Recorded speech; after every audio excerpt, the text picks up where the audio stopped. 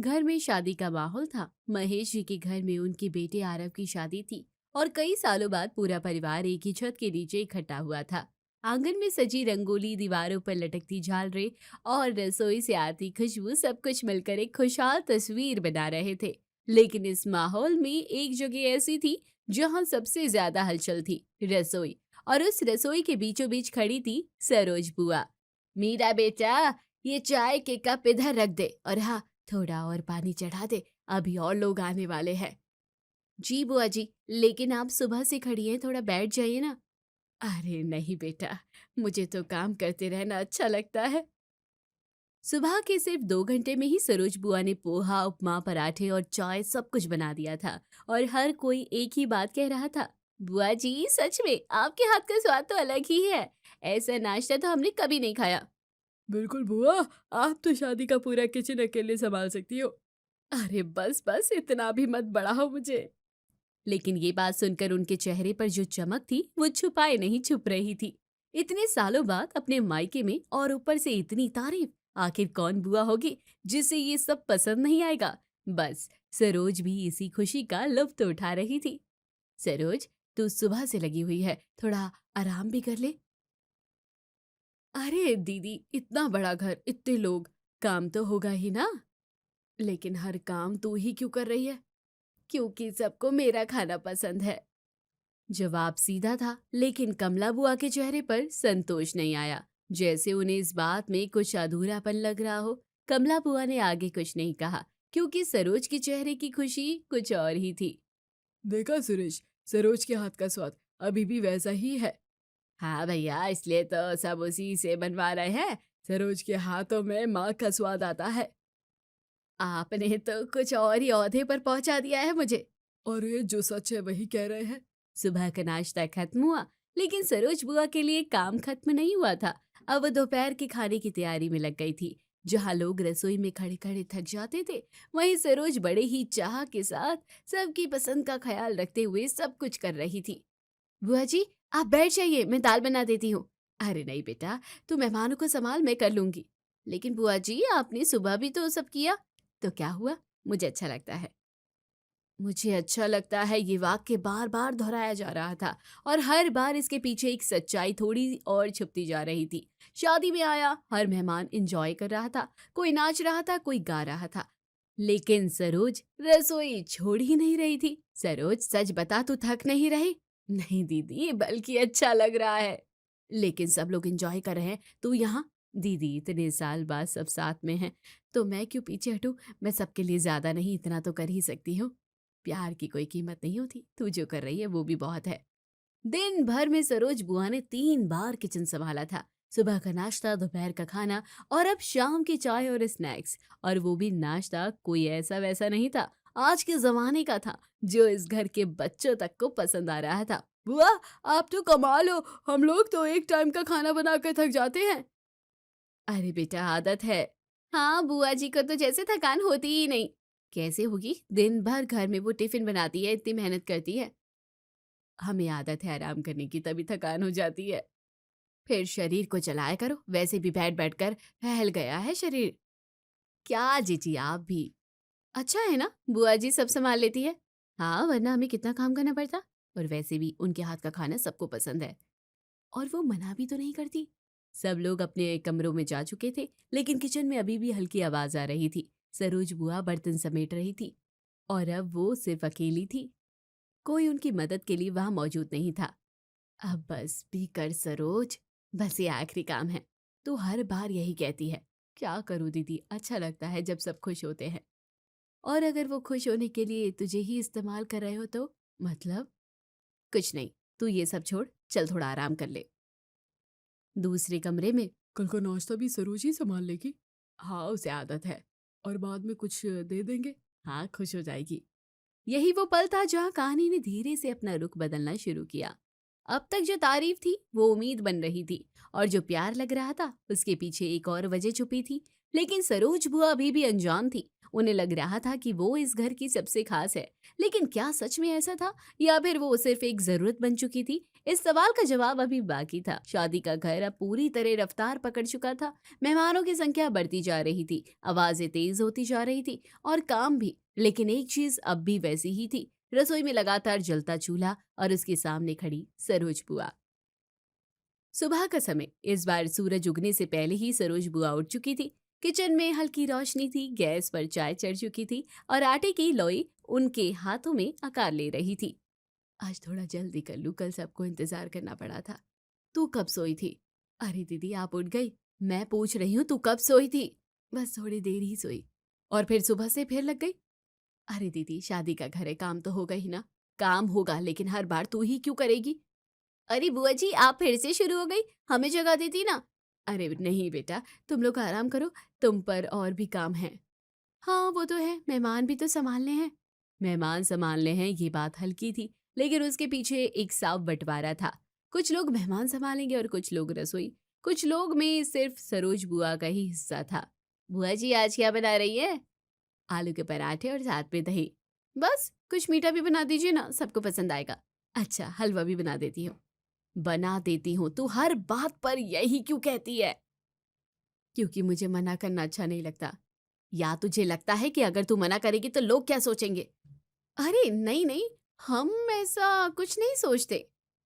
हाँ बुआ जी, आप तो अपने मन से करती है ना? हाँ, मैं अपने मन से ही करती हूँ। वाह बुआ, आज तो फिर से कमाल कर दिया। सच में 3-3 चीजें बनाती आपने। मैंने तो कहा था ना, सरोज के हाथ में जादू है। और सबसे बड़ी बात, इसे थकान भी नहीं होती। थकान होती है, बस दिखती नहीं है। अपने भाइयों के लिए लगी पड़ी है जब से आई है। हाँ वो तो है, सरोज है बड़े काम की। चलो चलो, सब लोग जल्दी खा लो, बहुत काम है। नाश्ता खत्म हुआ और बिना किसी रुकावट के सरोज बुआ फिर से किचन में थी। इस बार सब्जी, दाल, पुलाव, रायता, पूरा खाना बन रहा था। धीरे धीरे जो बहुएं काम में मदद करवाने आती थी, वो गायब हो चुकी थी। सरोज के हवाले रसोई आ चुकी थी। बुआ जी जल्दी कर लीजिए, मेहमानों को लंच टाइम पर खाना चाहिए। हाँ बेटा, बस हो रहा है। और हाँ, थोड़ा एक्स्ट्रा बना लीजिएगा, आज लोग ज्यादा है। थोड़ा एक्स्ट्रा जल्दी कर लीजिए।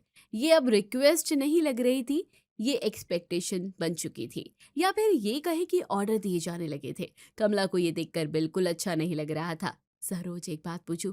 हाँ दीदी पूछो। अगर तू आज कुछ भी ना बनाए तो क्या होगा? क्या मतलब? मतलब अगर तू कह दे कि आज मैं नहीं बनाऊंगी तो कोई और बना लेगा। और अगर कोई और बना लेगा तो फिर तू क्यों बना रही है? दीदी, मैं घर आई हूँ, खाली हाथ थोड़ी बैठ सकती हूँ। खाली हाथ बैठना और अपने आप को खत्म कर देना, दोनों में फर्क होता है। अरे अपने भाइयों के घर में काम करने में क्या ही शर्म दीदी। पूरे दिन के काम के बाद भी सरोज बुआ फिर से किचन में थी। इस बार चाय और पकोड़े बन रहे थे। अच्छा है ना, बुआ जी है, वरना हमें कितनी कैटरिंग करनी पड़ती। हाँ, और खर्चा भी कितना बढ़ जाता। वैसे भी उन्हें आदत है, रोज टिफिन बनाती हैं। हाँ, उनके लिए तो ये सब नॉर्मल है। हाँ, और बाद में कुछ दे देंगे, उनका भी काम हो जाएगा। हाँ, थोड़ा पैसा मिल जाएगा तो खुश हो जाएंगी। वैसे भी घर पर टिफिन बनाती तो भी तो कुछ न कुछ मिल ही जाता। और हमें भी इतना खर्चा नहीं करना पड़ेगा। ये सारी बातें धीरे धीरे कमरे में फैल रही थी, लेकिन उन्हें सुनने वाला कोई और भी था। दरवाजे के पास खड़ी सरोज बुआ। उनके हाथ में चाय की ट्रे थी, लेकिन उनके कदम वहीं रुक गए। मतलब ये सब इसलिए? उनकी आंखों में जो चमक थी वो धीरे धीरे फीकी पड़ने लगी। उन्होंने चाय अंदर रखी, बिना कुछ कहे। सरोज का जैसे कुछ बड़ा खो गया हो, वो वैसे ही दिखाई पड़ रही थी। अरे बुआ जी, आप आ गई, रख दीजिए यहाँ।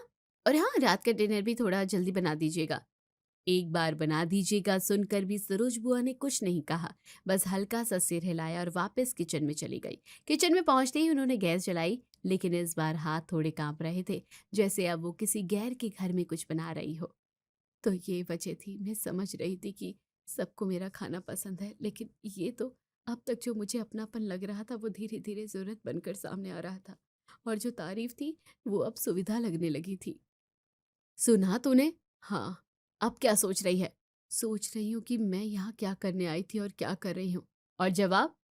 जवाब शायद मुझे पहले ही समझ जाना चाहिए था। खैर, ये वो मोड़ था जहाँ कहानी पूरी तरह से बदल चुकी थी। अब सवाल ये नहीं था कि बुआ 3 वक्त का नाश्ता क्यों बना रही है। अब सवाल ये था कि क्या वो कल भी बनाएगी? और अगर बनाएगी तो किस लिए, प्यार के लिए या मजबूरी के लिए? इसका जवाब अभी बाकी था और वही जवाब इस कहानी को उसके सबसे अहम मोड़ तक ले जाने वाला था। वो शब्द, बाद में कुछ पैसे दे देंगे, सरोज बुआ के मन में जैसे अटक गए थे। पूरी रात उन्होंने आंखें बंद की लेकिन नींद उनके पास नहीं आई। कभी उन्हें अपने हाथों से बने पराठों की खुशबू याद आती, कभी लोगों की तारीफ और फिर अचानक वही आवाज, खर्चा बच जाएगा। आज भी सूरज निकला लेकिन सरोज बुआ के भीतर कुछ डूब चुका था। वो धीरे धीरे उठी, बिना किसी जल्दी के, बिना किसी उत्साह के। किचन में पहुंची, गैस जलाई और कुछ पल उसे बस जलता हुआ देखती रही। अरे बुआ जी, आप शुरू हो गई, हमें जगा देती। तुम लोग सो, तुम लोगों को तो बहुत काम है। हाँ, मेहमान भी तो संभालने हैं। बुआ जी आज थोड़ा जल्दी कर लीजिएगा, बारात वाले भी आने वाले हैं। हाँ कर दूंगी। सरोज अब भी? हाँ दीदी, अब समझ आ गया है मैं यहाँ क्यों हूँ। और फिर भी कर रही है? क्योंकि ये मेरी जगह है। ये कहते वक्त उसकी आवाज में दर्द नहीं था, एक अजीब सी ठंडक थी, जैसे उन्होंने सब स्वीकार कर लिया हो। लेकिन कमला को समझ नहीं आया कि सरोज इतना सब जानने के बाद भी ये सब क्यों कर रही थी। बुआ आज तो बारात का दिन है, कुछ स्पेशल होना चाहिए। हाँ बुआ, आज तो मिठाई भी बना दीजिए। और हाँ, थोड़ा एक्स्ट्रा लोग ज्यादा हैं। हाँ, और जल्दी भी, टाइम कम है। सब बन जाएगा। अच्छा है ना, सब मैनेज हो रहा है। हाँ, वरना कैटरिंग में कितना खर्चा आता। और वैसे भी उसे कुछ दे देंगे, बाद में खुश हो जाएगी। हाँ, उसके लिए इतना ही काफी है। ये बातें इस बार भी धीरे धीरे कही गई, लेकिन इस बार उन्हें सुनने वाला कोई छुपा नहीं था। सरोज बुआ किचन के दरवाजे पर खड़ी थी। कुछ पल तक तो वो बस सुनती रही, फिर धीरे से वापस मुड़ गई। हाँ, मेरे लिए इतना ही काफी है।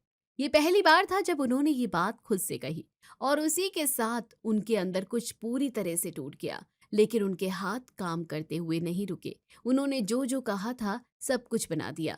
शादी का घर अब पूरी तरह शोर में डूब चुका था। ढोल, हंसी, शोर, सब कुछ अपनी चरम पर था। लेकिन उस शोर के बीच किचन में खड़ी सरोज बुआ बिल्कुल शांत थी। बुआ जी, दाल तैयार है। और पूरियां? जल्दी कीजिए ना। हो रहा है, अभी हो जाएगा। बस कर सरोज, अभी भी वक्त है। किस चीज का वक्त? खुद के लिए खड़े होने का। दीदी, हर किसी के हिस्से में वो ताकत नहीं होती, या तो उन्हें कोशिश ही नहीं की। कोशिश तब करते हैं जब उम्मीद होती है। यहाँ अब उम्मीद नहीं है, सिर्फ हिसाब है।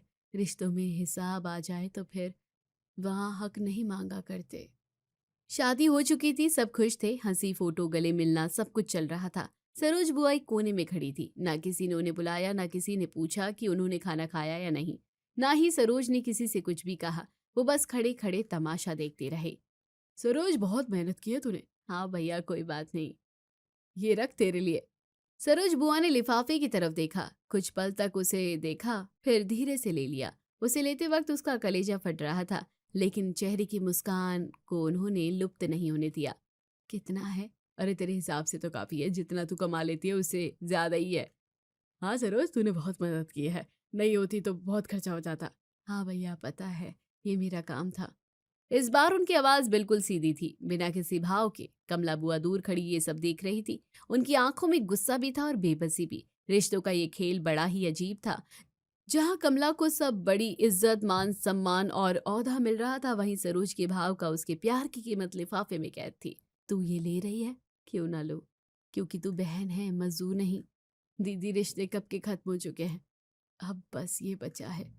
सब सो चुके थे, घर शांत था। सरोज वो अपना छोटा सा बैग पैक कर रही थी। उन्होंने एक बार पूरे घर को देखा, वो आंगन, वो किचन, वो लोग जिनके लिए वो 3 वक्त का नाश्ता बनाती रही। फिर उन्होंने उस लिफाफे को देखा, जिसे देखकर उन्हें फिर कभी इस घर में आने का मन नहीं कर रहा था। उन्होंने लाइट बंद कर दी और बिना किसी को जगाए दरवाजा खोलकर बाहर निकल गई। अरे बुआ जी कहाँ है? पता नहीं, चली गई बिना बताए। चलो अब हम क्या करें, नाश्ता कौन बनाएगा? बाहर से मंगवा लेते हैं। हाँ, अब खर्चा तो करना ही पड़ेगा। हाँ, बस इतना ही नहीं, किसी ने रोका, ना किसी ने खोजा, न किसी ने सोचा कि जो औरत 3 वक्त का नाश्ता बना रही थी, वो आखिर थी क्या? बुआ, या बस एक सस्ता इंतजाम? और सरोज बुआ वो अपने घर लौट गई, जहाँ वो फिर से टिफिन बनाएगी पैसों के लिए, लेकिन कम से कम वहाँ उन्हें पता होगा कि वो क्यों काम कर रही है। कहानी का अंत यही होता है, जहाँ एक सच बहुत साफ दिखता है। इस दुनिया में रिश्ते तब तक ही रहते हैं जब तक वो फायदेमंद हो, और जहाँ फायदा खत्म, वहाँ अपनापन भी।